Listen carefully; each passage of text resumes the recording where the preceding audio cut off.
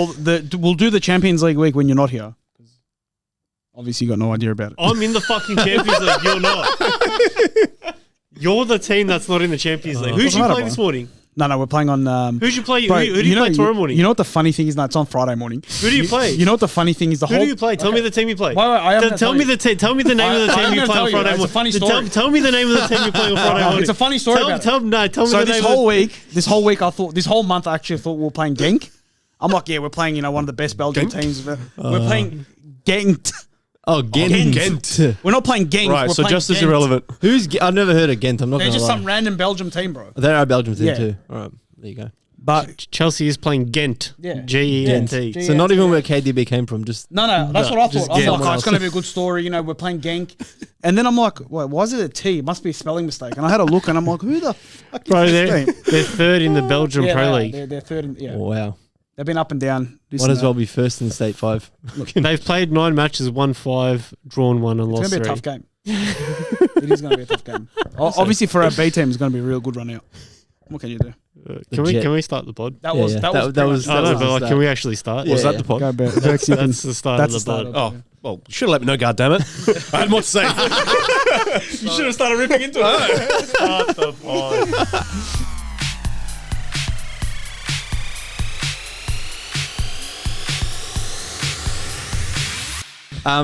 What is it? Episode 8 now, isn't it? I've lost count. 8? Yeah, no, it is. Because it's 007 last week. Welcome to episode 8. 007. Shout out to Xerxes. He's hit it, huh?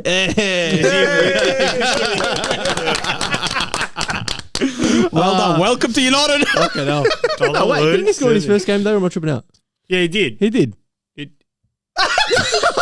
That would have been a great intro. Fucking hell. I didn't even think about that. Wait, let me see. He literally scored in his first game. Not in the Premier League. Did it? He did. Sure in the Premier League? He did. He scored against Fulham, wasn't it? Yeah, he scored in the Did first it touch game. someone on the way? Yeah. I don't think that was his goal. No. It wasn't Fulham. It was a game where they put the cross in from the right and he got his foot onto it. He just toe poked it. Yeah, it was past Leno. It was Fulham. Was it Fulham? Yeah, it was How do you spell his name?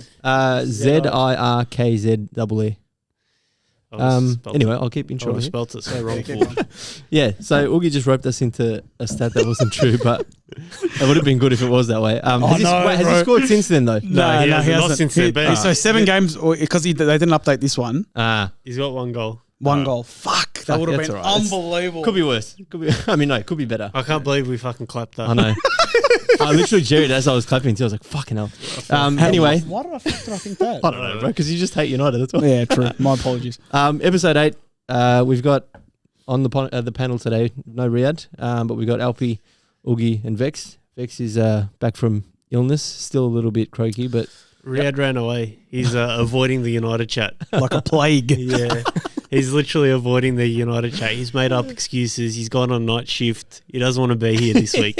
But you know what? He's got Porto and Villa coming up. So we'll get him eventually. We'll get him. Eventually. Sure. He can't keep going on night shift. He can't keep going on night shift. He can't. We'll get him eventually. I wouldn't mind watching that game because of Alan Varela, who we've been linked with. If it's bro, can you not start the pod by talking about Liverpool? I'm just saying I'm going to be watching that game. Bro, 30 seconds into it and you're already bringing up Liverpool. You're not signing anyone. He's doing his own scouting. Trust me, I've got plenty of United chat as well coming up. You told us like 500 players you were linked with. Tell me which one did you sign? None. Big fat 0. It's scouting at the moment still.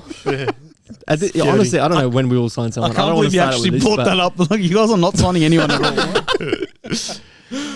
Fuck. Do we start with United? I think let's do that because I feel like that's going to be the biggest topic. Obviously, there was another massive loss over the weekend, and it just seems to get worse and worse. I don't see any. Well, I don't think any of us, or except Riad, maybe even Riad, actually is now probably not believing himself in what he was saying. But yeah, I think Riad's tapped out. He's officially not. He's resigned to the belief that Ten Hag will do anything at this point. So where do they go from here? I feel like this could genuinely be like their Liverpool run of 30 years of nothingness at this stage. Well, it's already been 10 years. That's what I'm saying. They're not that far away from it. Yeah. They're honestly Prem-wise, it's been over 10 years, but they did just win the FA Cup. No, I think last they won it. 12 years. FA Cup. No, I'm saying Premier League. Premier League, yeah. Premier League was 13. Since Fergie left, yeah. I mean, the rumours and the quotes that are coming out, if I was a United fan, I wouldn't be like G'd up about him leaving because it all seems about solidarity and, you know, working through it. And there's no like sort of rumour swirling from what I've seen anyway of like an exit. I think they'll give him the Villa game and the Porto game. If those two go really, really bad, I think during the international break he'll be sacked. So you reckon that soon? I hope he stays. I hope they get a result. I don't reckon he'll go before the international break, but if the next two games go pretty badly, I reckon he won't be back. I mean, shit, if you can't beat 20 at home, what's the chance of beating Porto away? Yeah. Porto away was a tough game even for us, man. I was going to say. Arsenal struggled against Porto away last season. Is it more like struggle through breaking them down because they can be quite like blocky? Or blocky. So how are they like final third? Could they pose danger to United? I actually can't remember that. Oh, to United, everyone can pose danger to United. Even if you're a centre back. What are we talking about?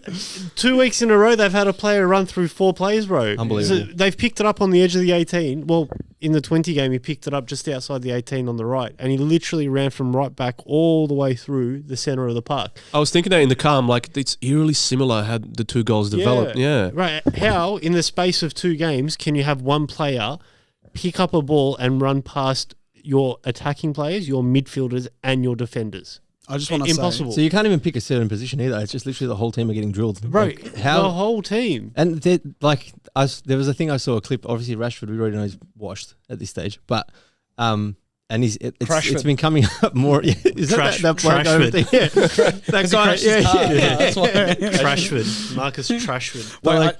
I was going to say Rashford. Given Rashford, like he's obviously washed. I was saying, but more and more, I feel like his defensive inability is being more and more highlighted recently. I like think he just doesn't effort. go into challenges. Yeah, it's that's what I mean. His lack of effort. But there was that clip in that game when Van der Ven was running. He was just like, nah. Yeah, gave up. He just kept running straight. Yeah. He did nothing. He just didn't even bother the track back. Didn't try and get at any least recovery pace with Van der Ven, you can say he's got blistering pace. Like he's one of the fastest players in the Premier League. But that 20 player, like, no offense to him, like he shouldn't be getting that far into there. Like, who was it? We're playing him. Fener's playing him this weekend. That's an indictment on the team, bro. Can you imagine? Like they don't even know who it is. And he drilled United. That guy would be a hero back home. Could you imagine the scenes Friday morning when Fener absolutely slapped 20? I'm going to ride Riad back to Lebanon. Well, hopefully. But don't take him to Lebanon at the moment. Yeah, well, maybe not Lebanon. But there was alarming wage bill. Rashford's wage bill, so 350 he's getting per week. Unbelievable. They compared it to Chelsea's front four. Chelsea's front four and Rashford's one. So Rashford's 350, Chelsea's $45,000 over that for 4 players. For one like in total. Bro, you can say that about anything. We signed our whole backline for the prices you paid for like 3 players. Are you saying wages or wages that he pays weekly? Yeah, but I'm just saying, like, you can say that to anything. They boosted Rashford's deal after he came off close to 30 GA. Yeah, that's ridiculous, bro. It's so embarrassing. Sucked in. It's honestly, it's more so that what they've given Bruno to stay. They should have just let Bruno go. Yeah. No, that is true. So who do you think out of Bruno and Rashford they should be letting go first? Both. Rashford. But if you had to pick one though, both. Rashford. Okay.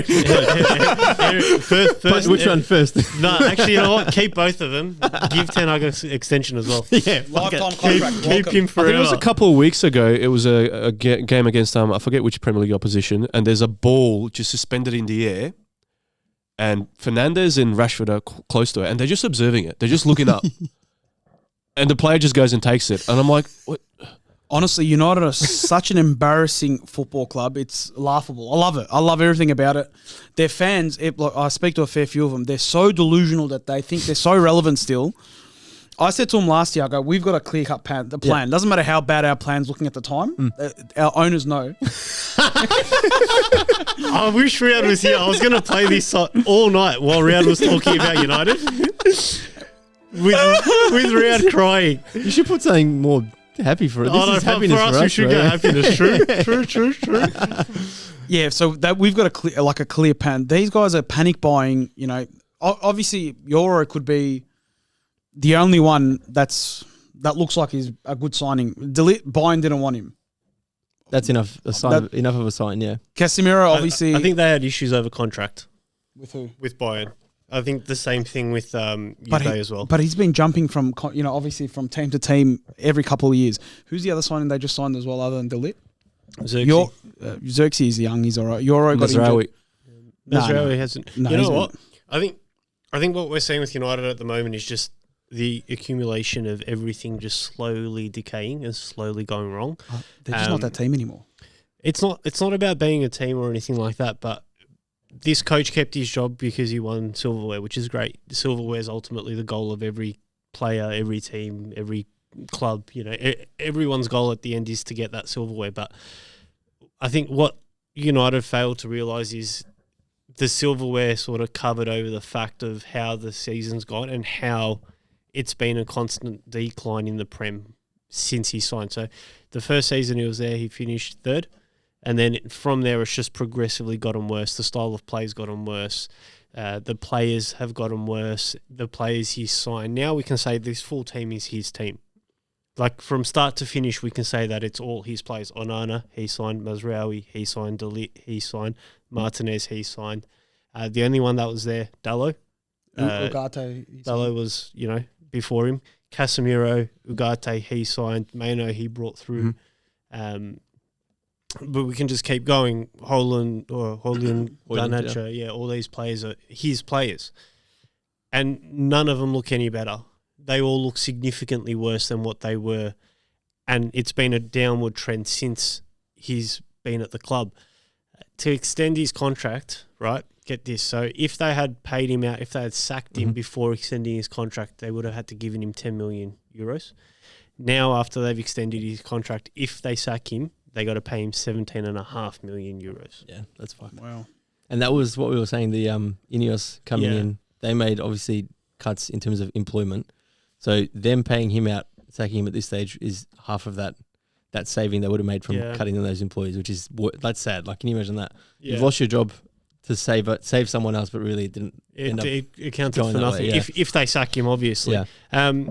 Like I said, I think they will after during the international break if the next two games go wrong. But there's also a part of me that thinks that they won't sack him at all, and he'll be here for the long run. Like, I feel like it'll go two ways. It'll either be he'll be here till the end of the year, end of the season, or Van Nistelrooy will be coach, manager, whatever you want to call him, interim, in a couple of weeks. Because his basic entire defense is they've had that injury ravaged season where, let's be honest, they've had a lot of injuries, so no stability there. Fair enough. Honestly, I don't care because he hasn't got the signings that he wanted, De Jong and Kane being the main ones. Let's be honest, they would have been massive players to bring in. And also, obviously, with the cups that he's won. So that, like, when you logically think about it, that's his defense. But does he deserve more time, at least one more season, based on that? And that's what's up for debate. And that's what he would be saying as well, I think. Yeah, I don't think you can, because no coach, no manager, no one gets their first choice signing every time. You got to have a list. So it just seems like for them that they only ever had plan A.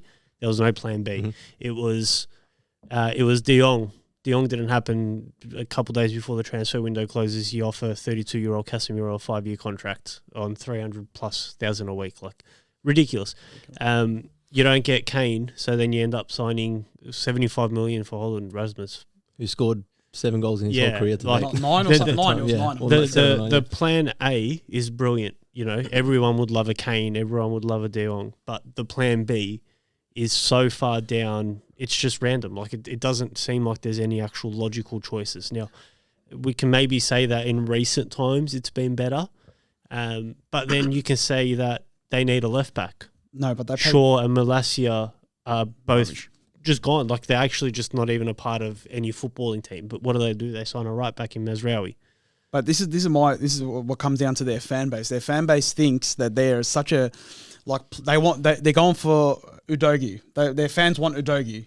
You reckon Udogie looks at United and be like, oh, fuck, that's a stepping stone from Spurs? I don't think so. I reckon at this stage, yeah. For his career, I reckon it's a downgrade. 100%. So instead of United going for these type of players, your Casemiro, your Delit, your Ugarte, go for young, up-and-coming talent. That's what you have to do now from the Yeah, because I was speaking to Riad, and apparently they do have a director of football, but Dan Ashworth. Why would a director of football agree to bring all ex-players in? Like, it doesn't make sense. Anthony's probably to a point, I agree, but the amount of players that he's actually brought in is ridiculous. The director of football started from the start of this season. So he came in... I'm trying to backtrack. He would have come in during the just before the pre-season for this most recent season. So he wasn't involved in all those other previous ones, but he's still done the Delit and the Mazraoui. Because he which came as part of the restructure with Ineos, wasn't it? It's kind of weird. Surely that's influenced by Erik ten Hag. Like I don't see him making that call on his own. Like there's definitely like these players are great. But I in feel which like that's case just an excuse at it's this fair point, to then say, does he have too much control, Erik ten Hag, in these decisions? Possibly. I mean, his track record's not that great. I think we can all agree on that. His track record with his transfers, with the players he's brought in, hasn't looked that great. Horrible. Yeah, I'm not sure. Obviously, none of us are privy to any of the background conversations or who's actually really driving force in these transfers. But I think what we can say is none of the players that have come in have looked any better than where they've played before, or even if they were at United before, they don't look any better than what they were. It's which weird, is though. damning. It feels like just being a part of the club itself is what is making them not perform to their best. Could be the pressure. Sancho is the best example of that. He left for half a season back to Dortmund on loan, had the best time ever, and then he came back. Well, obviously he didn't play for United again, but that just shows he's at the club. It kind of shows everything like about the environment. Overall, the environment's extremely toxic. Look, some players are not playing to the level because they're just simply washed. Like Eriksen, like he's their best player. Been their best player. That's the sad part. He's been their like best maybe player. offensively, but like defensively, the mistake that he made against he's just not a United quality player if they want to move on and become a better club. That's why they got to go for the young players. Then there's elements of I think some players are good enough, but because Erik ten Hag, in my opinion, has lost the dressing room, they kind of don't want to play for him. Yeah, and it's very clear as well. This is the first that looks like that's the case. Yeah. So before this game, it didn't really look like it, but after this one, it really looks like, because there's been so many leaks coming out in the last couple of days. It does look like the change room. Because you've got to ask yourself, like, for example, these players just absolutely tearing through their side. How much of it is tactical? How much of it is desire? How much, like, what are we talking about? Or is it a mix of everything together? And they just, at this point, they just don't want to play for him, basically. It's got to be a mix of everything. Yeah. It has to be. Like, you can't just pinpoint one thing. Like, you can't just say it's Ten Hag's fault. You can't say it's just the player's fault or the board's fault.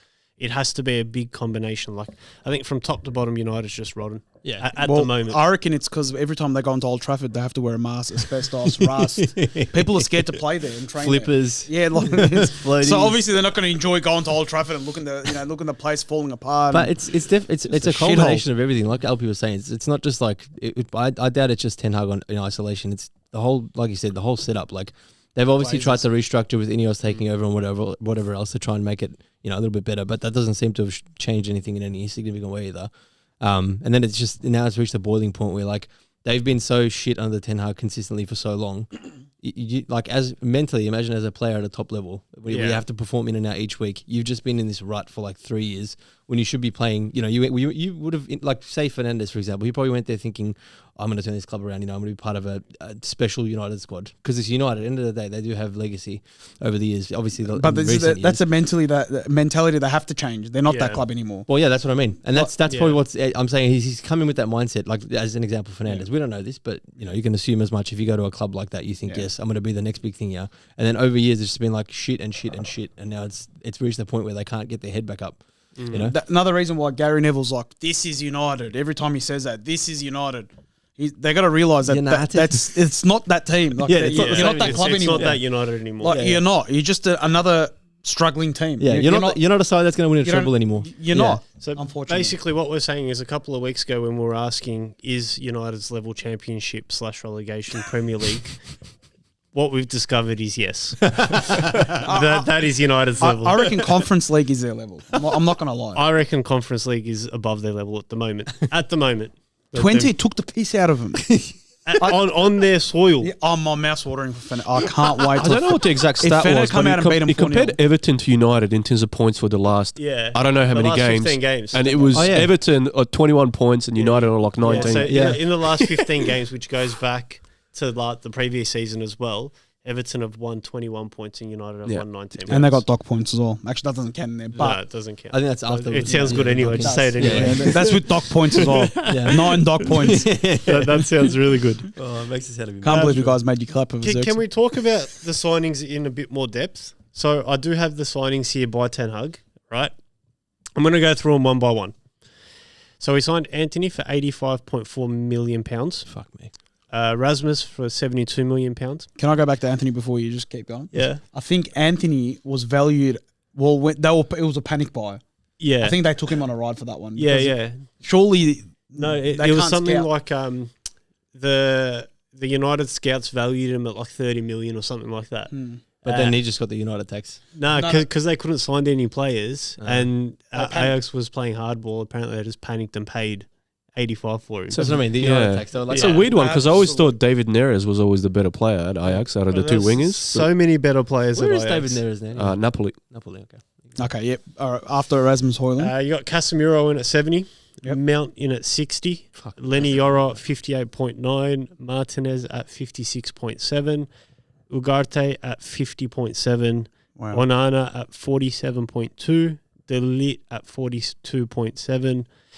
Xerxes 30 mil. Mazraoui 17. Malacia 14. And then Ericsson, as we've said, probably the best player out of the bunch for free. That's disgusting. So it's a total spend of £616. They haven't sold anyone either. Could only dream of that money at Liverpool.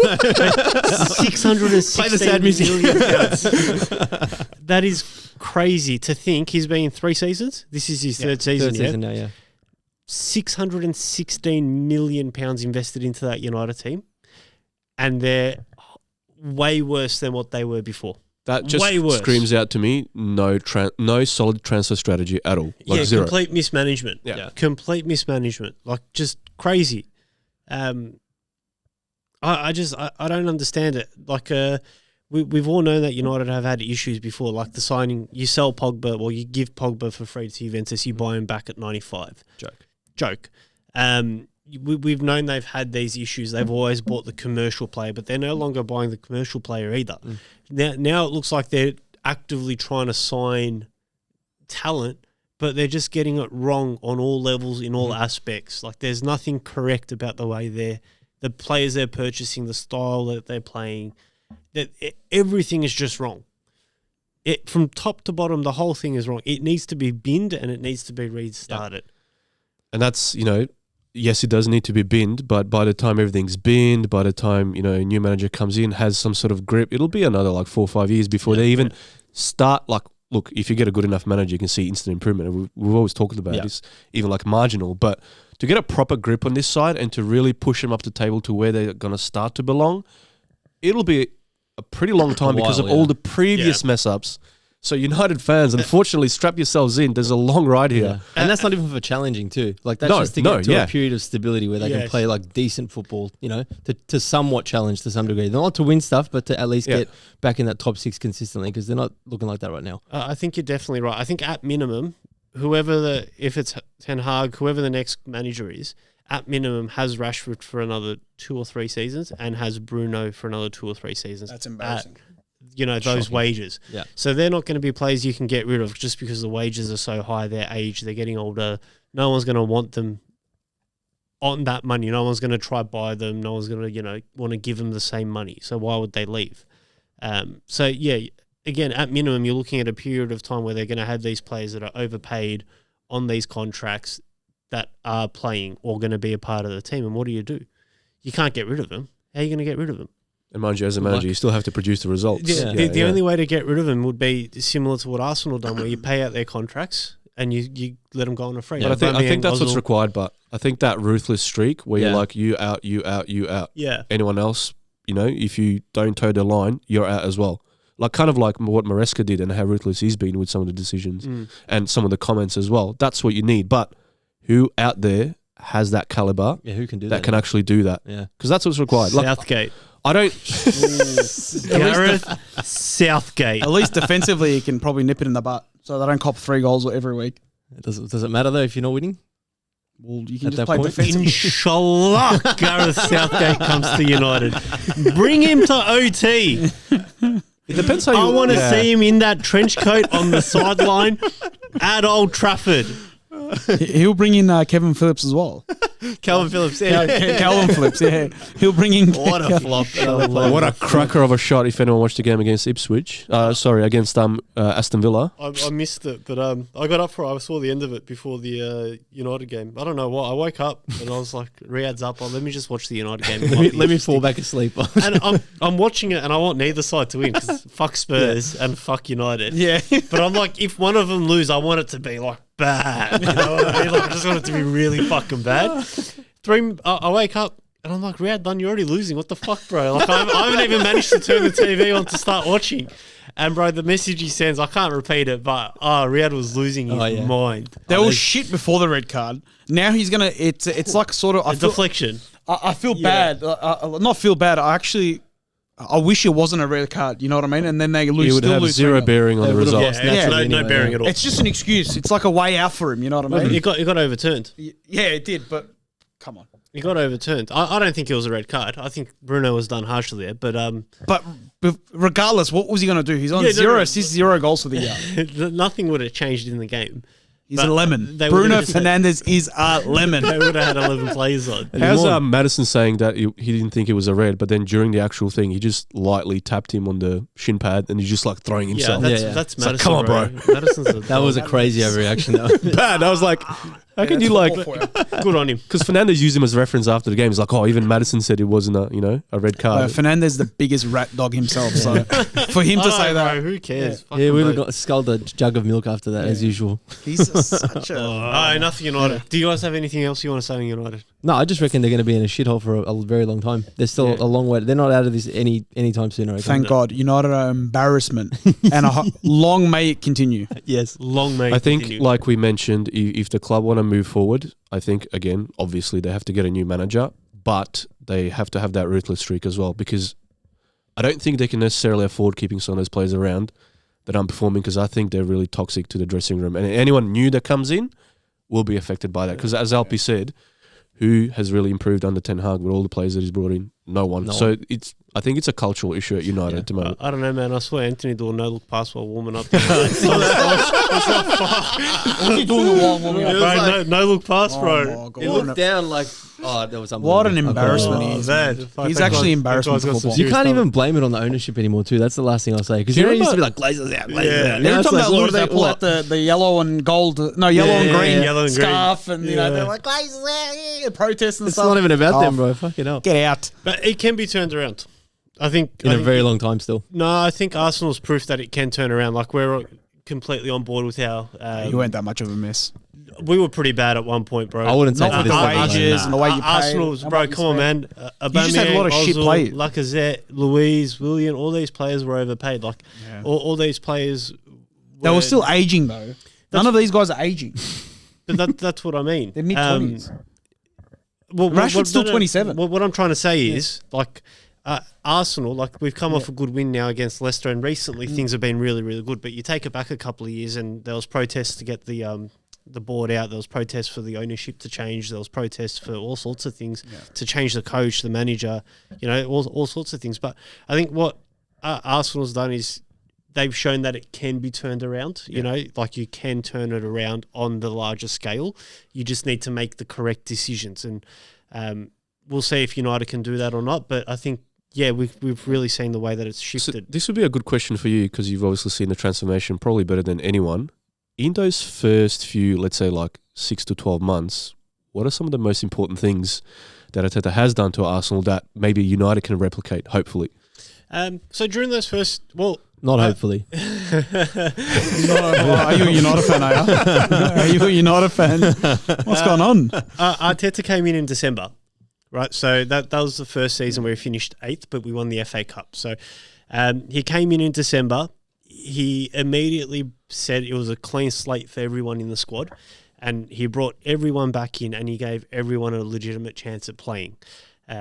During that first 6 months, we saw that he started to phase out Ozil, because he's not giving me what I wanted, so now Ozil is being phased out, and then inevitably Ozil was gone, right? So that's the first thing. He was stamping his authority on the squad. The second thing was he allowed the youth to come through the academy and to play and to flourish, which was very, really important. But I think the biggest thing he did was he actually won the FA Cup, which he beat In that run, he beat City in the semis and he beat Chelsea in the final. Which youth did he give a run to in that time? No, I'm saying like Saka, Emile Smith-Rowe. I'm not saying he gave him a debut. Oh yeah, I forgot the yeah. Okay. Yeah, he didn't give him debuts, but he allowed them to continue playing because don't forget at the time there was also Lacazette, there was Aubameyang, there was Pepe. Like there was these other players there that could have been brought in. Yeah, you know what? Pepe's actually, compared to a lot of the United fans, he look at them in United plays, doesn't even look like a flop. He actually would be their star player. Probably. Yeah, with those numbers. He was actually he got hard done by because he got phased out because he didn't want to track back. Yeah. But going forward, he was actually quite good to be honest. His numbers for what he done for how the games he played, his numbers aren't too bad. Like his numbers are way better than Grealish's and other players that play on the wing. But not to get sidetracked, I think what Arteta done. Arteta stamped authority, and in his presses, he was definitive. Very similar to what Maresca is doing at the moment. So I think that was the biggest shift. So we went from a coach where, Emery was giving us excuses as to why things weren't happening to a coach that was like, this is the plan. This is what I want. If you're not doing this, you're out. Because it seems that Erik ten Hag, he started like that with Ronaldo. He was very firm and he made it known. But then over time, it seems like he's lost that. And now you watch, like I think I talked to you about it, you watch the post-match interview and he's just like... He's lost. He's like a mouse. He's so quiet. Yeah. He's lost. Like, you number one, you can't get inspired. And number two, you don't get, the notion that he's very, like, firm on anything, really. Yeah, or knows what he's doing. Yeah. But yeah, just to move it on, I think just because we're talking about Arsenal then, let's move on to the Arsenal game. We'll keep it nice and short. There's not too much to talk about with this one. Actually, there is. So, sorry. That first 45 minutes was hectic. Probably in terms of attacking fluidity and everything like that, that was the best 45 we've played so far till the PSG game this morning. I really enjoyed the PSG game. And if we had been 4-5, 6-0 up at halftime, no one would have batted an eye because we were creating chances. We had a lot of opportunities to finish the game. We got 2-0 up, and I thought we were in cruise control. I honestly thought the game would finish 2-0 and we'd just see it out like that. I didn't expect a big half. I was so bored at halftime. I just thought, all right, the game's sewn up. Our defence, they won't get through. But Leicester came out. Mate, that second goal was an absolute... Wow. Oh, my God. The technique, bro. Oh, my God. I was ready. Yeah. I was at the point, I think it was like the 91st minute when I messaged in our group just being like, boys, I think this is one that's going to work. I went mute for the whole second half and I just messaged, I was like, boys, I think this one's gotten away from us. And then, me and Noogie was circling like piranhas in the tank. Smelled blood. It was so bad. I knew you two and I knew Riad, the three of you were going to get on my case so heavily. But I'm just glad. I just want to say one thing. I'm just glad you guys are leaking goals now, so I don't have to listen to your rubbish. No. We're not leaking goals. 15 goals. We're going to beat it. We're not. You're never going to beat it. No one's ever going to beat that. But we're not leaking goals. But even those, slight remarks. So I've got the stats here, right? I got the stats here. We finished the game with a 4.8 xG, which is a ludicrous amount of expected goals. Yeah. We had 37 shots. We had 17 shots on target. We had 17 corners.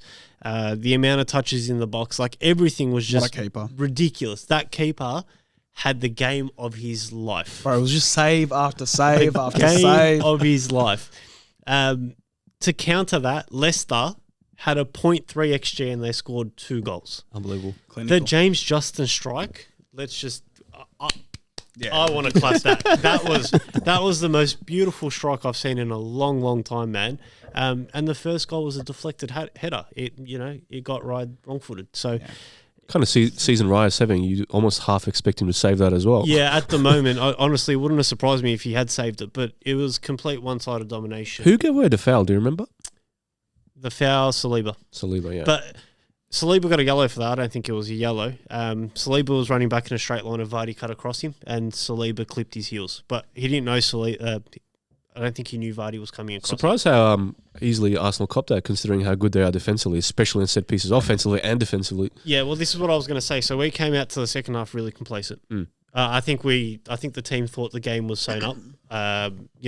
Leicester offered nothing in the first half. It was one-way traffic. So I think everyone the 11 on the field came out a little bit lethargic, a little bit complacent, a little bit like the job's done. Let's just move on to the next game. Because the next game's a Champions League night at the Emirates. I think they were just thinking ahead. Did it feel even sweeter considering there was a couple of ex-Spurs players in that lineup for Leicester? Well, see, this is the thing. Everyone talks about Calafiori being lucky to be on, but Oliver Skip was lucky to be on as well. Indeed, he could have got 2 yellows. So it's this and that, but do I care about Spurs players at other clubs? Not really. Nah, not give you any start less of liking a them fuck. once they leave Spurs. Yeah. Yeah, could not care any less. But no, it ended up being a good win. They're a good side. If I we like if Leicester. we had dropped points in that, I would have been pretty upset. It would have been the first time where, regardless of it being early in the season or not, I would have been like, "Fuck, this is a bad one to drop points in." Someone take over. I'm sick of talking. Well, what's the next game after that? No, we keep going about us. Yeah, Arsenal. just ask me a question or something. I don't know. I mean, to be fair, I didn't like I said, because I thought Arsenal was going to easy 3-0 home win, wrap it up. No point watching it in my opinion. I watched the Chelsea Brighton game, which obviously we'll touch on. So I didn't even bother. So I checked back the score and it was 2-0. I'm like, yep, going as I expected. But yeah, certainly didn't expect. Once you got the third goal, I was so upset. Yeah, I was like, I turned it it's off. done. It's done. Can we talk about Trossard's impact? He is 27 million. He's honestly having a great season. 27 million, and since he signed for us, he's probably been the most clinical. Sorry, he's probably been the biggest big game moments player that we've had. Yeah, he's been one of your best players. Great To think we could have had Mudryk. We would. Hey, not my I player. forget about that. Yeah, actually, yeah. to Fucking think hell. we offered 74 or 70, between 70 and 75 million for Mudryk. They didn't like the terms of our payment, so we went to Chelsea because Chelsea offered more up front. And we ended up with Trossard for 27. Look at the ways that's gone. Do you reckon Mudryk would be a different player at Arsenal? Though? 100%. Yeah, he's not. He wouldn't. He wouldn't be 100%. a Jet. He's still a He'd Jet. be an actual Jet. He'd be an actual No, player. No, he's still. Well, obviously, where they are at the moment compared to where we were when we signed him, he'd have a lot more growth at Arsenal. Yes, I agree.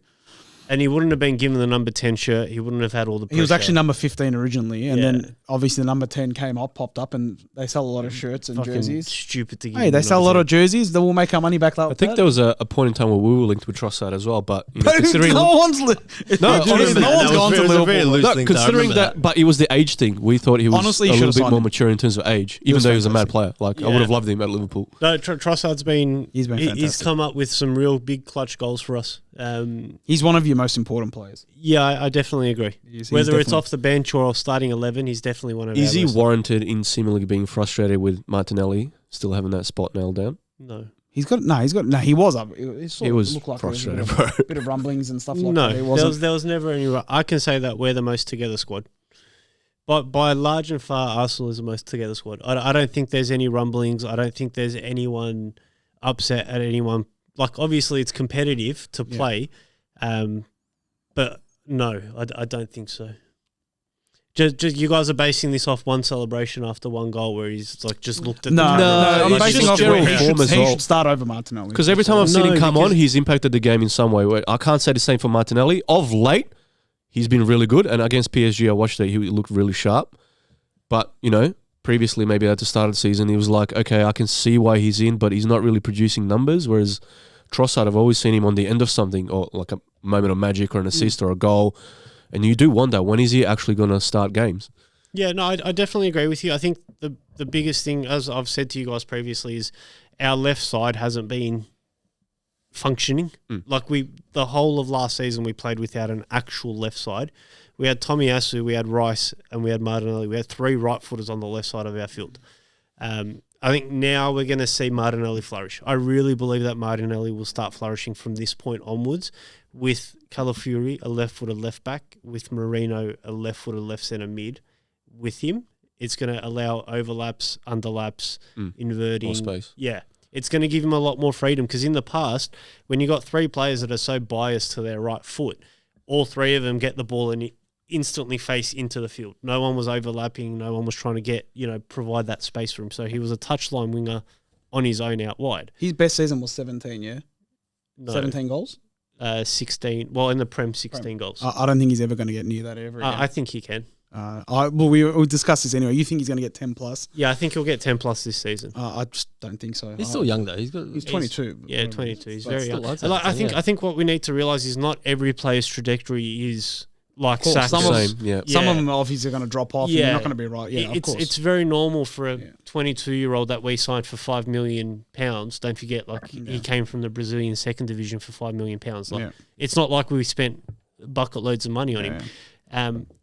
It's very normal for a player to have dips and troughs. Like, look at Rafinha. Last year at Barca was shit. This year he's got 10 goals. 10 goals and assists in 7 games or something. Like, it's very normal for players to have ups, downs, and Luis Diaz as well, same thing. Yeah. It's normal, especially South Americans. They're a bit more emotional, which we've seen with Martinelli. Yeah. I think he'll be okay, especially now with a bit more solidity, a bit more of a set players in those positions. Because you felt at times when he wasn't going well, he's almost trying too hard. And maybe that's because of Saka's form and how well he's doing. Well, it's a comparison to Saka. Every player on the planet that plays on the wing gets compared to Saka. Saka's consistency, the way he's just continued to rise in stats, in numbers, in whatever you want to talk about. He's just every year he's getting better and better and better. That's not normal. That's not the normal for a young kid playing in the Premier League.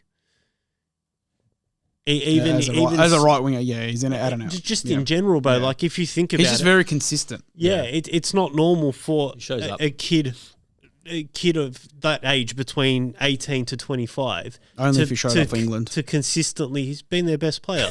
Only if he just showed up in the final, when it mattered. To be there to consistently. I don't even know why he bantered me. I hope England never win anything. I'm just saying. I could not care any less about England. It's not even banter to me. Don't get me wrong. I watch it. I genuinely could not. We only watch it for injuries. Let's be honest. I could not that in there. You almost got me as well. That's what I'm actually upset about myself. He was so proud of himself when he stuck that in there. That was the funniest part of it. Because I've been saying he's not a big game player forever. Yeah, I know. When it really matters, he limps off. Yeah. Like what? Like in the Champions League? No, when? Watch him big moments in the Champions League. Against Not right Bayern. now. I'm just saying in general, when he's when played, he needs him, he just he's drops played the 9 games in the Champions League. He's got 5 goals and 3 assists. Okay, but when they need him, if say for example against Bayern, you guys don't worry about that. You're never going to beat Bayern anyway. When we need him, let's be honest. That's not the Bayern game. No. But in general, when you need him back end of the season, every time there's a game where you need a goal, been our constant performer. Yeah, when he's the only player on the field that gets doubled and tripled up on every single week. But a lot of good players get doubled and tripled on everyone. Every good player gets tripled. Salah gets tripled on. Yes, of course he does. In the big games, of course he does. Not at this point, because he just gives the ball away himself. Yeah, of course. Salah doesn't get doubled and tripled in up his on. Prime he does. No, because Liverpool was a transition threat. So Salah's best moments were on the transition. We're not a transition team. I just don't think he's there yet. He will get there. I'm not saying he's there yet. I'm not saying I'm not saying anything, bro. I'm just saying if you watch him week in, week out, every single game, he's got 2 or 3 players marking him. Every single game. That's because he just stays out on the right wing. He doesn't. Well, that's almost his own doing because he's been so good. That's what you expect tactically. That's what I mean. Yeah. So if you say that he has games where he doesn't influence the game as much, you might be right. But he's gonna have to. He receives the ball and instantly he's closed down. Instantly, that's to Arsenal's benefit as well because he's pulling 2-3 at a time. Absolutely, and we're seeing that more and more. But what I'm trying to say is, it's not normal for a player of that age to have the trajectory where everything always is on the rise. Every year numbers go up, assists go up, goals. So how far is he from the tag of world class at the moment? I think he needs to. I think. Well, I don't know. Is it the winning things? Is it what's required? No, because Harry Kane's world class. He's never won a trophy in his life. You can't just be. Yeah, it can't just be based. Do you think he's there yet? I think he's very close. Yeah, he's. I think he's as close as you can be without being world class. But I think within the space of a couple of weeks, that conversation can change, and we're talking about him being elite. Because I think he's in the top 5 best wingers. Top 5 best right wingers in the world. I don't think you can say there's many right wingers better than him. Yeah, right wing wise, I agree. But in terms of young player, is he in the top 10 of every league? Oh yeah, absolutely. Top 5? I don't know. There's a lot. There's a lot of good young players. In terms of young Bellingham, players, Yamal. Yeah, you know what I mean. The biggest thing that he's got is he's been doing it since he's come into the team. He's never had a dip. he's been consistent for how many years now? But how come no one talks about him like they talk about Yamal? Oh, because he's not aesthetically pleasing on the eye. As in just the way he plays? Yeah. Really make his face. Yeah, no, like... honestly, I think that's because of England as well, because like Spain's really good and like, you know what I mean? Yeah. Like England's nowhere near it. Yeah, and you got Bellingham at Madrid. Like it's a different. It's an honest conversation. Yeah, how come no one talks about him like they talk Is about it the marketability? Is what you're saying? No, not marketability. The way he plays is not aesthetically pleasing. He delivers numbers. Yeah. He It's delivers like double goals. step overs He and like a shit like robot. that. Yeah. he delivers assists, Crosses. goals. He's very, very effective. Like you can always rely on him to do something. I mean, the guy's got 6 assists in the first 6 games of the season. Yeah. Like the numbers are ridiculous. But aesthetically, when you watch him, you're not like, oh, he beat that player with the step over. Oh, he did this, he did that. So when you watch Yamal or whoever, you see, you know, the hip shift. Like it's attractive to watch. You want to watch it. It's exciting. Yeah. When you watch a Neymar, you see the step over, you see this, you're like, wow, you know, like maybe that's why. insane. And that's what I mean. Like when I watch Arsenal, my eye immediately goes to Odegaard. It doesn't go to Saka because I kind of know what to expect from Saka. Yeah, Odegaard is aesthetically pleasing. We're maybe not in the taking on department, but the eye for the pass, the slip, you know, the shift, it's aesthetically really, really nice to watch. I think that's why But with Saka, it's not like that. So Saka is just pure efficiency. And that's why I think he doesn't get labelled as world class. But his numbers prove that eventually when he's hitting his 15 goals, 15 assists consistently, yeah, or going 20, 15. Yeah, people I have mean to say that was last season. Yeah. Last season, every season he's improved. Yeah. So last season he got 17 goals, I think, or 16 goals, or something like that. In the Prem or in general, in total? No, let me check. Actually, you guys keep talking. I don't want to say the wrong thing now, but I know he had 35 goals and assists across all comps. So whatever that is I don't know what it specifies down to the Prem. Yeah, but yeah, I think we'll be okay. I think this was surprisingly it turned into a good test, and we sort of came out of it with fucking 4 goals out of nowhere. It just shows you guys You know are what I mean? thereabouts. I don't think Arsenal's a team you can give 17 corners to. No, that's us against Wolves. It's like the worst team now at the moment to give a corner to. It's definitely not the team to allow that many corners to. 16-9. Who's up next for you guys? We have Southampton. Another drubbing. No, this is either going to be a drumming or Ramsdale's going to have the game of his life. It's going to go just one revenge, of two, yeah, one or two. He'll just grab it and just throw it into his own goal. Also, hopefully, I don't know if is he on loan or is he sold there? So it's sold, but it's something about them staying up for us to get like some payment. I don't know. Pay structure involved. Yeah, it's like I think we've got a certain amount, regardless if they stay up or if they get relegated. But if they stay up, we get more. Yeah, it's some shit like that. Yeah. But we got them at Emirates this weekend. Surely I've stocked up on Arsenal players for this upcoming FPL game week. He's on Harvard's in there. This year, Saka's on 1 goal, 5 assists. So he's going to have a lot more assists this year. Oh, didn't they count these? No. They must not have counted the assist for the 3rd goal from the corner there. Yeah, so they must. I think they counted the own goal as an own goal. Must be a Sancho assist. He's on track for 10, 15. Must be a Sancho assist. Sancho's he got a goal this morning. What a player! Again in the Champions League. Champions League. In that case, I got 4 assists in Tutor Boys because I passed the ball to side and he scored a banger. Well, technically, that's an assist. Well, when do we not count assist anymore? Oh, no, that's not a good assist. Let's not count it. Bro. I I know that's a separate debate altogether, but I agree. Football. I'm with Oogie on this. I don't know, bro. For that night, I'm like, I haven't got an assist because I didn't do shit. It doesn't matter, bro. Stats are stats, bro. Stats are stats. I mean, look at Palmer. They're penalties, but they count. He's on 1 penalty this year, bro. Come on. And a long range penalty. Don't be stupid. Hey. Actually, speaking about Palmer, at the first episode, I said generational talent. You laughed in my face. Yeah, I still laugh in your face. He's unbelievable. When are you gonna be like, yeah, fuck, maybe I got that one wrong? When something actually happens worth talking about. Oh, so the 4 goals in 1 half, just the brilliant, really good. Yeah, absolutely, really good. absolutely good. Absolutely taking a piss. Really good, but the only big team that he hasn't. You know what? Actually, Vicky, the only big team, the Big 6 team he hasn't scored against is Liverpool. Has he scored against us? Yes, he did. Are you sure? Yes, 100%. He did actually check today, but it was a penalty. Doesn't matter. Oh, it was a penalty. Yeah, you're right. And he's the only player. I think he could be on par with not missing a penalty in the Premier League. I think it's 9 penalties now. I forgot who else was. I think what we need to account for, Brighton's defending was shambolic. Yeah, but see, every week shambolic. One, they're we need undefeated. to genuinely have a chat about that. They played a high line against us. Like, it's why would you? No Van Hecker either. Yeah, no Van Veltman. Hecker, But see, this like, every week. Then they say Wolves. The Wolves are shit, and then they struggle. You guys struggle to beat them as well. No. It's like, at what point do you just be like, yeah, maybe he's actually fucking really good? No. Palmer is good, but I think we need to really account that the fact that Brighton were really fucking bad. Of course, they were really bad, but.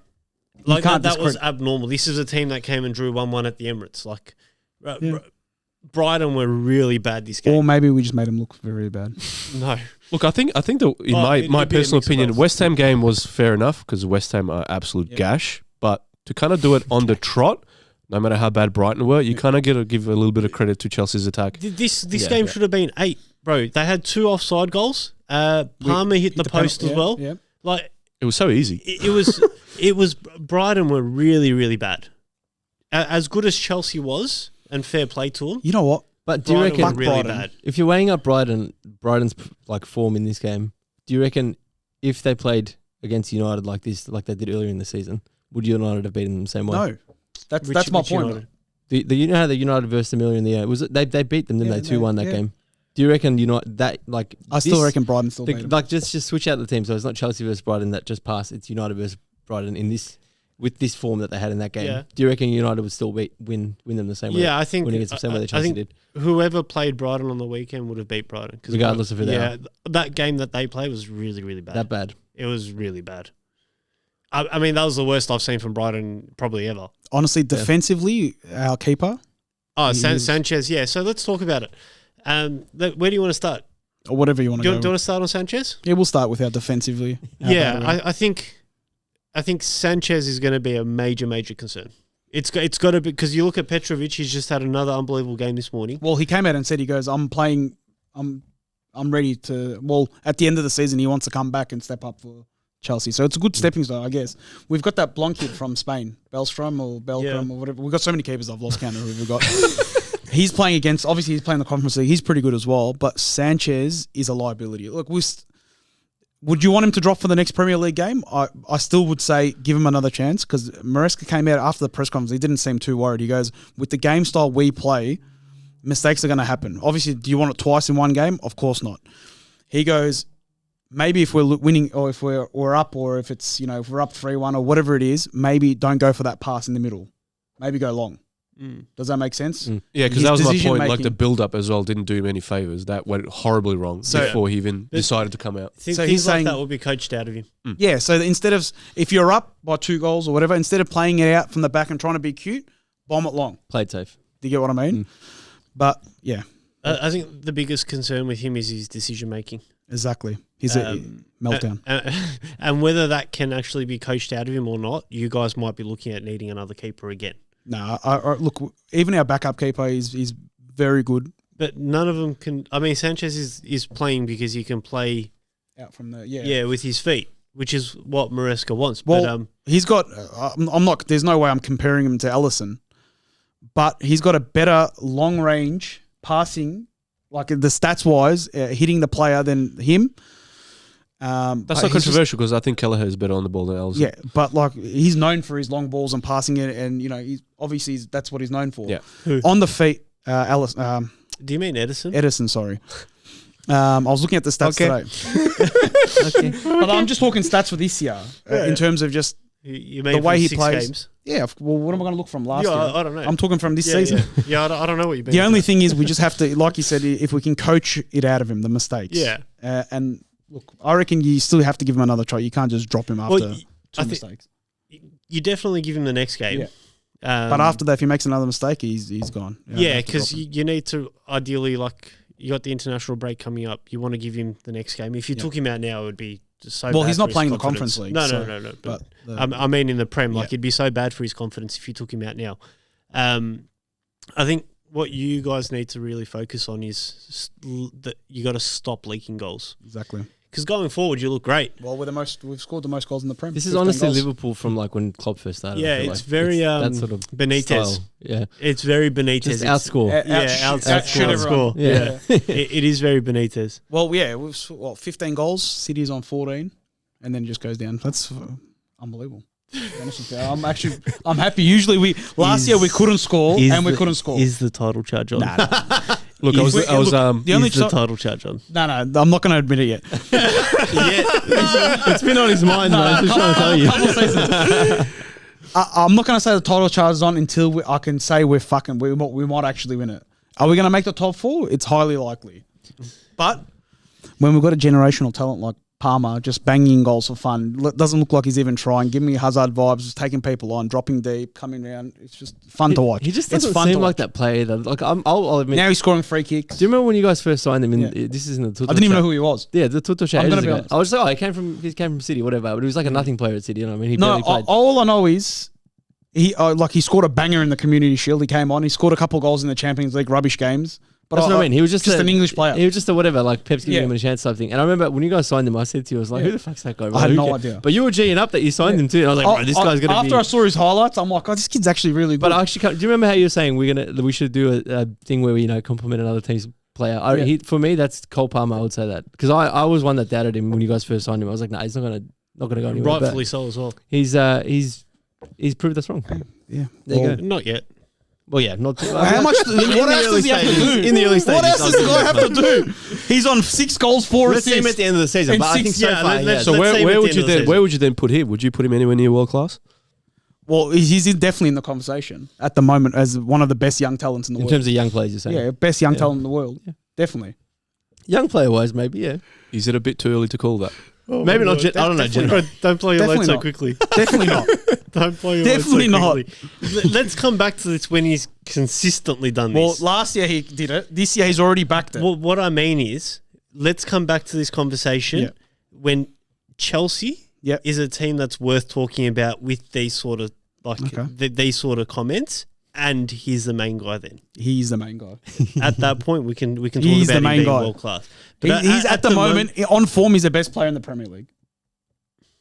I can say he's the best player in the Premier League. I mean, Well, it's not a bad shout, to Haaland be is the honest. best player in the Premier League at the moment. I think you can put it this way: Haaland is the best player in the Premier League, but Cole is probably the best footballer in the Premier League. He's got a better conversion rate than Haaland.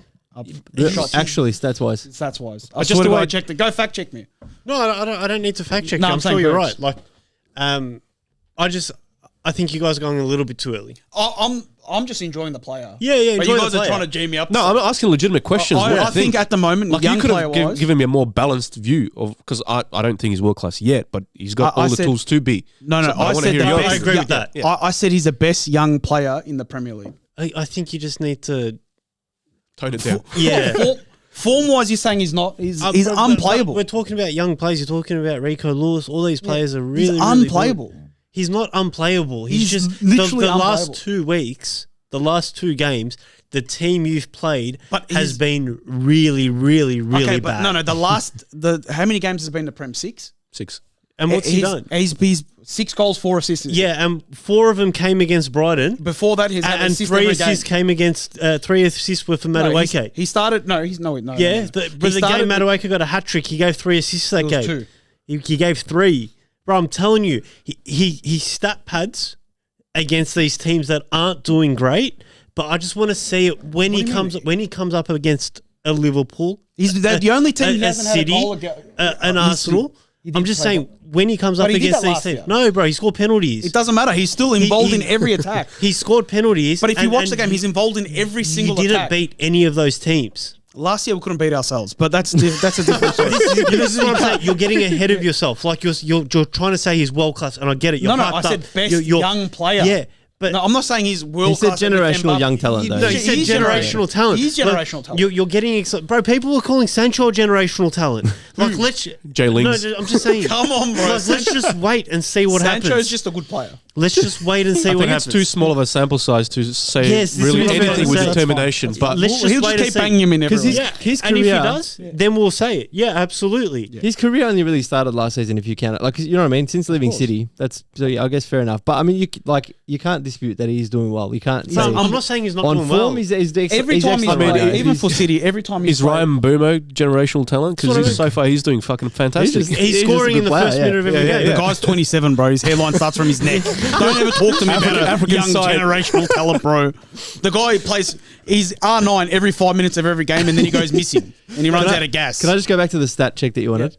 So if we look at this season currently, both 6 appearances, obviously 6 goals for Palmer, 10 for Haaland, 4 assists, 0 assists for Haaland.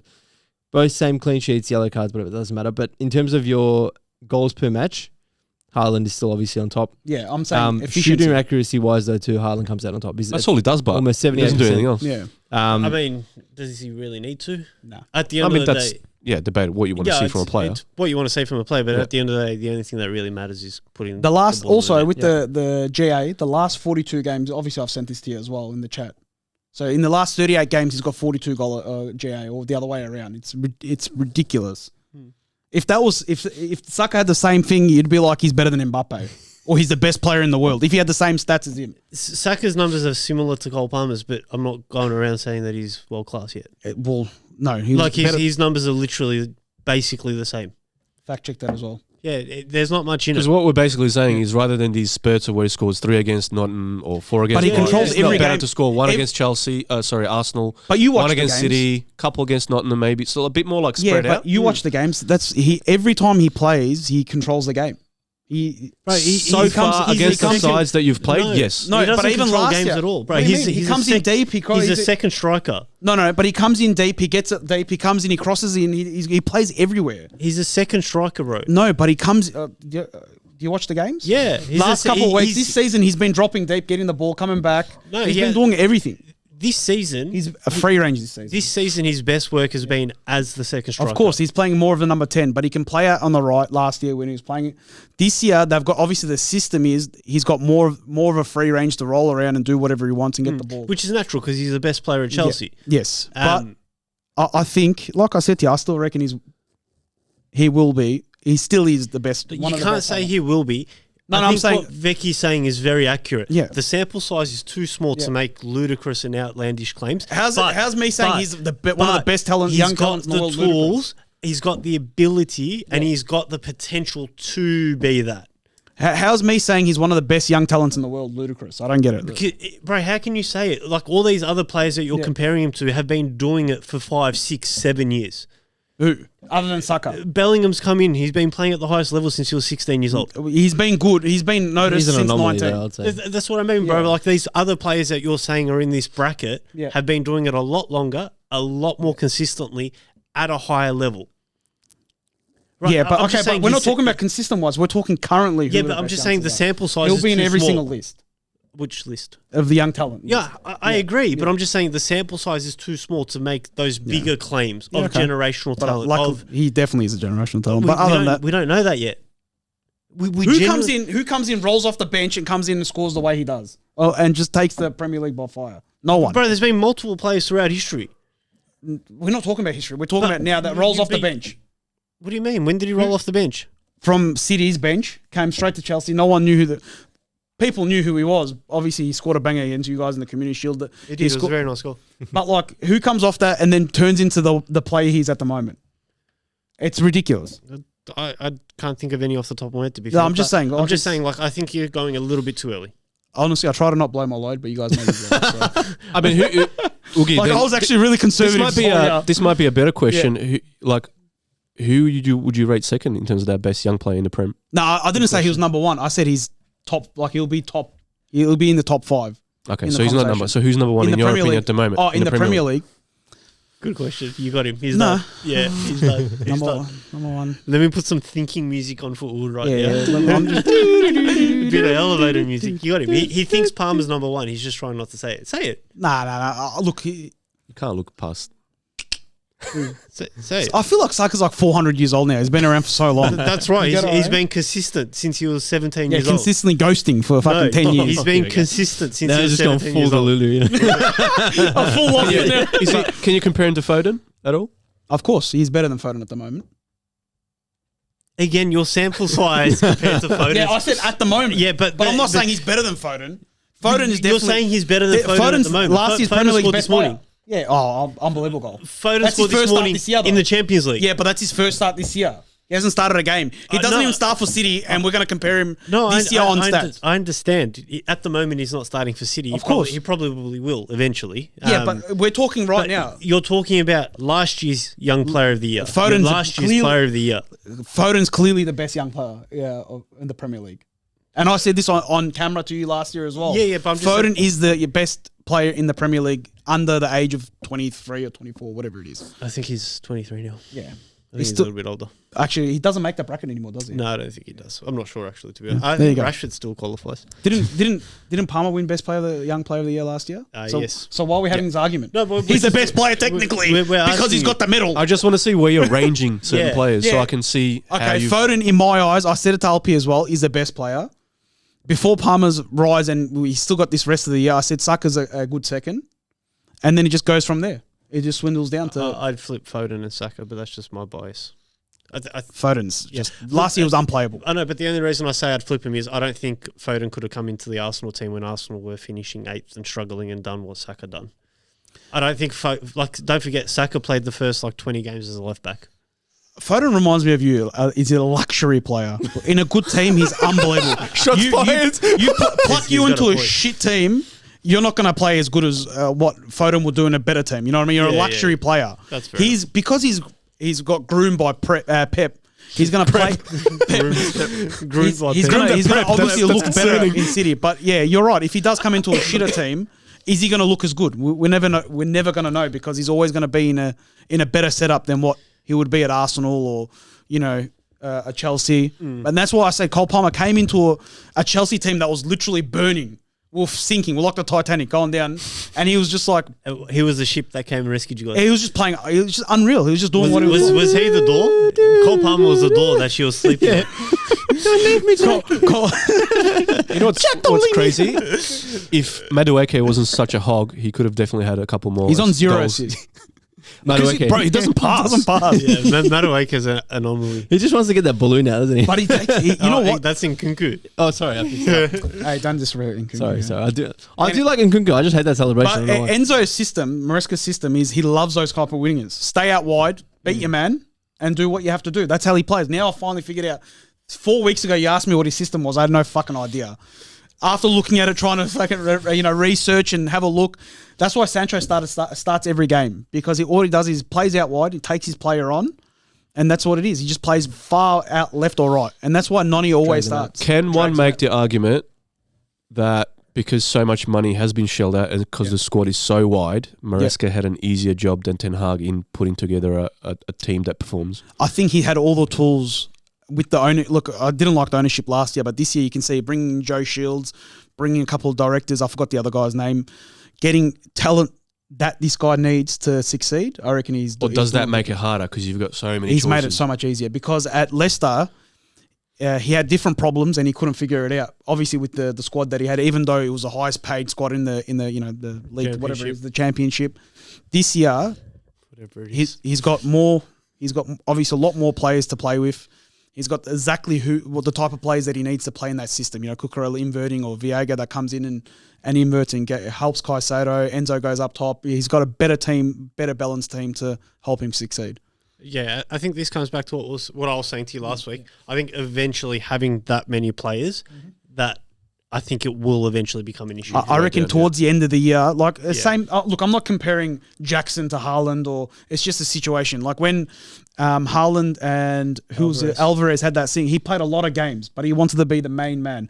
Nkunku, obviously, his stats are every time he plays for Chelsea, every 90 minutes he scores a goal, and he barely plays. Let's be honest, he's been injury savaged. He's hardly started games.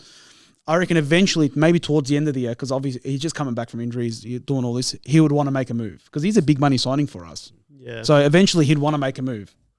So it's just that. That's all. It's not just him. I think a lot of these players will want to be starting and playing big minutes. I think eventually, especially if you get knocked out of the cups early, where you can't give those players those extra minutes, I think it may become something where it's going to be a bit of a problem. Well, that's what Enzo is very cutthroat. Like you said with Arteta, he's very cutthroat. He says it. He threw shots at his presser. He threw shots at Noni. Indirectly, directly, he's like, if he doesn't want to play the way I want him to play and start assisting and start doing what I do, he just won't start.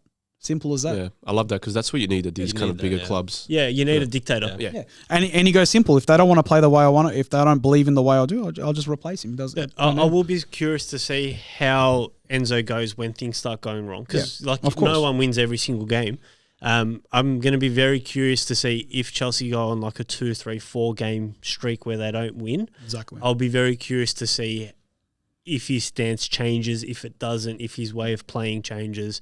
That I'm going to be very interested. We're nowhere near perfect. No team is, bro. Like, I mean, the closest is City and City. One injury to Rodri and already derailed a bit. Yeah, yeah, it's already a little bit off the. I mean, you got doubt City at your own peril, obviously. Yeah. Hey, Gundogan looked unreal today in that captain's armband. I love him so much. He did look good. I mean, Who did they play again? Bratislava. They didn't play no one, but it's just the way. I mean, Dortmund put 5 past them in the first game. Yeah, you're right. But still, City just. Yeah, it was Brad or something. Bratislava. Yeah, but so far, look, we're just happy to be around.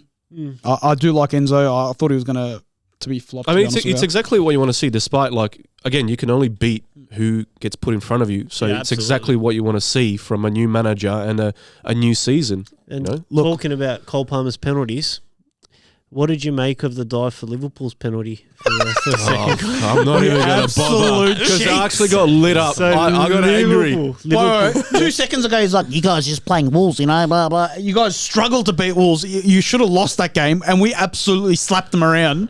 But you know what? We struggled, but not as much as you think. Wolves. We slapped them 6-2, bro. Oh, you did in the second game, or third game of the season. Say something now, Burks. No, I'll admit it. We played shit that game. I said it straight after I watched that game. I was like, this is average as fuck. Did you watch the game? Absolutely. Live? Not live, no. Oh, okay. I was messaging you like, Burks, wake up. Because I'm like, you didn't reply to us. We were up. We were watching it Sometimes I will. Sometimes I am up at that time, but if I'm cooked that day, then not. Nah, he's got 2 kids. I was watching the Chelsea game. I think the last thing I was watching was Arsenal. And then I saw the 2 goals. And then after that, fell asleep, woke up because of the kid again. I was like, 4-2. I was like, what the fuck? How's this 4-2 finished again? But anyway. Yeah, I did watch the game the next day, like in the morning. Sorry. What are you doing there, mate? I had to take a photo of the Instagram. I'll send them my mum. She called me from Turkey, but I'll put her on Instagram as well. That's cute. But yeah, I'm not going to disagree. It was a shit performance by us, I reckon. Like, attacking wise, it didn't seem like much was coming off. I don't know what this controversy is with the penalty. That's clear for me. Like, he's dragged him. We'll get to the penalty, but I think in the pre-game presser, Slot said how he's a big fan of O'Neill's work and how they've been really unlucky to be in the position that they're in on the table because he really rates him on a tactical level, and we all know how much Slot values tactical level stuff. Well, we don't, to be honest, because he's only been here for a couple of weeks. It's just quietly, our first big test is going to be against you guys, and I'm really scared. Yeah. I'm actually scared. And in terms of like, I think they've obviously paid attention to the Nottingham Forest game because they set up in a 4-2-3-1 or a 4-1-4-1, like a mid block. So they were denying us space centrally and trying to shuffle us out to the wings. Even when Jota dropped into the middle to try and, have a man advantage, he had a defender following him in there. So it was really hard to get through them centrally. But then even on the wings, as soon as the ball got circulated, there would be someone on Trent. There would be someone on Robertson. So in terms of their press and their blocking, I thought it was really good. They tried to obviously like congest the centre and have that compactness. So look, we were forced to go on the wings a lot. I think another thing that didn't help is we were very, very loose in possession. So Szoboszlai and Salah gave the ball away so much. And in terms of their duels, their aerial duels, I think they've won about 55% of their aerial and about 60% of their ground duels. So one part was them doing really well tactically. However, I knew they weren't going to be able to keep that up the whole game. Number 2, we as an attacking force weren't really clicking at all. And if you have a look at the goal, It's Verge basically on the ball, playing a really nice ball. No, not goal, sorry. The first chance. The first chance, mind you, we got in the 31st minute, which is super, super late. So Verge with a ball through to Robertson. Robertson first time whip into Soboslai, and Soboslai should have buried it, but we know he's having a somewhat of a lackluster season in front of, in terms of goal contribution. So that was the first chance in the 31st minute. We then had a free kick as well that Trent whipped. Relatively easy save for the keeper. So we weren't really creating all that much, and that was a lot down to their tactical discipline and sort of lack of threat in the attacking third. And then obviously Jota did a bit of work, a bit of magic on that wing, whipped it in. Konate, we're actually, he doesn't actually get that many headed goals considering his size and how imposing he is and how much of an athlete he is. That was his first Premier League goal, it was good to actually see him with a goal. And then, again, the Trent, the penalty on Jota, another ball out from the wing. So zero... The dive. Zero central progression, all sort of down the flanks is how Wolves forced us to play.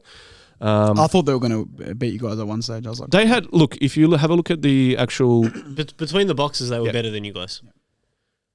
I think they But between the 18-yard boxes, Wolves were the better team. 100%.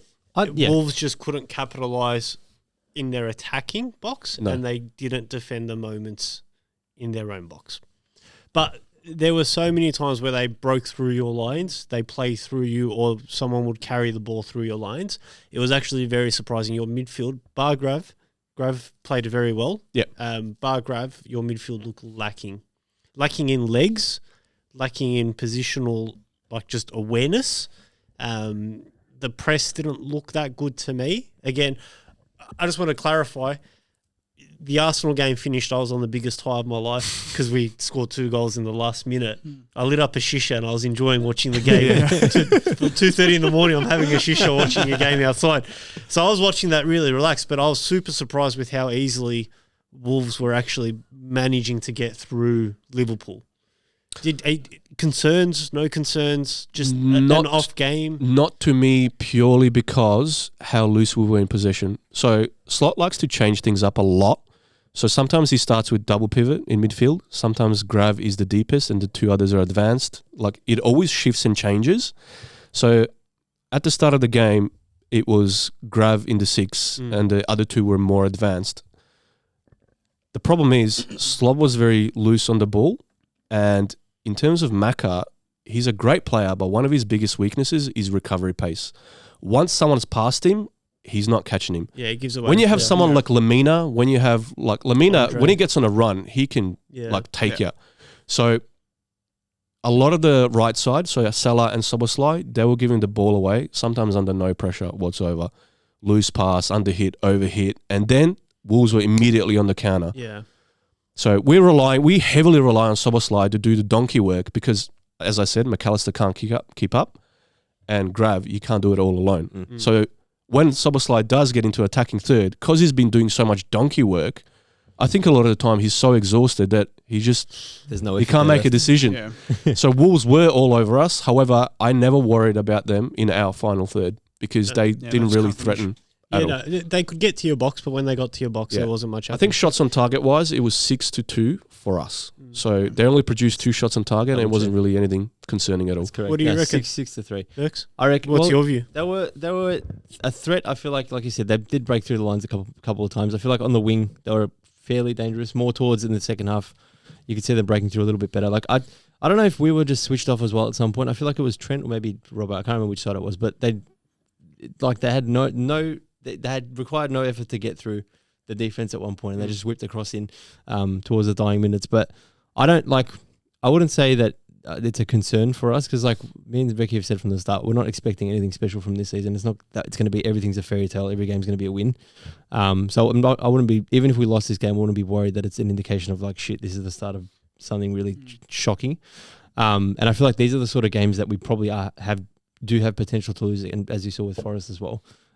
These are the sort of teams that always somehow like fuck with us a lot more than other teams would. So I don't know. I wasn't too worried about it. Like I said, it didn't feel like a routine win, but it felt like one of those really dirty wins that we somehow conjure up towards the end. These are the wins. Yeah, well, I mean, these are the ones that matter. Penalty. How is it a scam? But he was halfway down before the Wolves player touched him. Doesn't matter. But Who was it? Who was it again? No, it was Jota. You know that's not foul in rugby. That one. It was Jota, wasn't it? That went down. Jota. Legit. Yeah. Legit. In NRL, that'll be called a foul. He literally had his You Yeah, but Jota was down, bro. Doesn't matter. He was already down, bro. There's no way Jota's given up putting his head on that ball. Jota was already falling down. But why? Why would he do that? To dive. No, because the guy's impeding him, bro. He's the biggest diver. Come on, bro. No. Oh, legit. Come on, bro. That was I don't know. clear I'm as day penalty. stirring you guys up. It was a penalty. Oh, I'm just stirring. Look, I can't wait till Ronnie hears that for the first time. Loses his mind for like 10 seconds. Look, and then he's like, "Mate." This is exactly what I was thinking. It's Wolves. You're not getting punished. However, I think, looking at the next, we're going to discuss this as well, the fixtures. The honeymoon run of easy teams is well and truly over. So let's discuss that. Well, you sent it in the chat, yeah? Have you got the photo? Yeah, where's that photo from? Bring it up, because your run of fixtures after the international break, boys, it's going to be a test. that's when the test really you got starts. us at Anfield. You got Leipzig, but you slap them away. And then you got Arsenal at Emirates. Then you got Brighton. You got Leverkusen at home, Aston Villa at home, Southampton away. Then you got Real Madrid at home, City at home. How many points do you reckon you're going to get out of that? In that, you've also got Brighton in the cup as well. I think you play Brighton in the cup. It's there it is. And then you play Brighton at home. Yeah. Oh, is it? Yeah, they play Brighton in the cup, and then they play Brighton at home again. So how many points do you reckon you're going to get out of that? Like, I honestly, just like the coaches, I take it one game at a time. But Yeah, what I can certainly say, and what I've said to you in that Facebook post, I'm is so scared. I think our squad depth will get questioned. Hopefully during half that of them period. don't play against Chelsea. 110%. Absolutely. Not so much attacking third and defensive, but in that midfield, considering it hasn't been rotated at all, he's going to have to bring, your Endos, your Joneses, even maybe your Neonis. And that's a drop in quality, undeniably. I'm going to be honest. Not look, Endo. Endo's. I like Endo. Yeah, but he's not what Slot wants in the six at all. I reckon the Liverpool-Chelsea game, as long as we don't have Anthony Taylor there, it'll be a fair game. I'm actually looking forward to that game because we've kind of been saying the same thing for both sides in terms of easy fixtures, easy runs. Yeah. This is kind of like, although you have played City and you've lost that one. Yeah. But I think this is a good match because we want to kind of see where you're going to be in the Champions League as well because you are our competitors for that spot. So this first game will be a massive game. Hey, last season was good as well. We had draw, didn't we, the first game, and then we lost 1-0. If you guys come out of this run of fixtures anywhere within touching distance of City and Arsenal, and Chelsea, like provided City and Arsenal track how they're meant to, like how everyone expects them to track. If Liverpool come out anywhere close to them, Liverpool's in a title charge. Because that run of fixtures is ridiculous. It is insane. Yeah. Like the difficulty, if you think about it, you're not playing any team in whether it's Champions League or Prem besides Southampton. Yeah, besides Southampton, you're not playing any team that's not like within the top part of those leagues. Yeah. It'd be classic Liverpool to win most of those, but to actually lose to Southampton. Yeah. Hey, if you lose to Brighton, I'm coming for you. What did I say? I didn't say that. I didn't say anything. It was Alpy, bro. All of a sudden, there's shit, bro. Save that for Alpy. I said that. You're targeting the wrong people. I'm going for you, bro, because you're playing him. Yeah, I said Brighton already fucking took points. I said Brighton. That was the worst I've seen Brighton. I know. Hey, it's how do we give him more money for Caicedo? You're still paying him for Potter. You act like that's Caicedo money. What time is the Chelsea Liverpool game? It says 4:30 here, but that's England European time. yeah. 4:30. It's like 3:30 a.m. from last night, Monday morning. It'd be on a Monday morning. Yeah, it'd be 3:30 a.m. Bro, I'm taking a sickie at work straight away. Love that. I'll be up to watch that. Honestly, I just think that'll be an entertaining game. This will be interesting. That will be a great game. Legitimately, no bullshit. It will be interesting to see how Cole Palmer goes in a game like that. Yeah. I'll tell you what time. That's the only team he hasn't scored against. And to be honest, I'm keen to see Grav as well in a big game. It's 2:30 Monday morning. You got Wolves City at midnight, and then a Liverpool Chelsea right after 2:30 in the morning. Delicious. Wolves going to be asleep. Don't believe anything he says. I get up for the 3. No. I barely miss Chelsea games at all. Doesn't matter what it is. I think that's it. Is there any other teams we want to touch on? I don't think so. Anything else we want to talk about in regards to the Prem this past week? No. I just want to give a shout out, and I've been mentioning him, and I feel like he's kind of proved what I've been saying about Dwight McNeil. What a player for Everton. bro. If they didn't have him, honestly, I feel like every week you've given him his flowers, I reckon. There's a couple but players this like is a deserved one now. Rogers, Dyke McNeil. generational talent. Dyke McNeil? Yeah. Rogers. Dwight. Dyke? Sean Dyke. No, Dwight or Dyke. Dyke. Rogers at Villa. Rogers at Villa is a better young player than Palmer. Yeah, nice. Good one, bro. He's such a unit. Yeah, he's a The unit. guy's a beast. Bro. Yeah, He started the cold celebrations. Do you guys know that? They're both in the same academy. Yeah. There you go. Rogers actually was the one that started that celebration. Did you see Palmer's reaction? It to makes that? more He's sense, Like, but Cole but Palmer, they're like best mates. Is it? Yeah, they have banter between each other. Who made Yeah. it first? This game was probably a best game against Arsenal, wasn't it? Rogers He so took- far, yeah. took so the piss far, out of yeah. him. With the game we won. Nice. Yeah, but he took the piss out of you guys. Thank you for tuning in. That's episode 8 wrapping up. That's it. Get fact.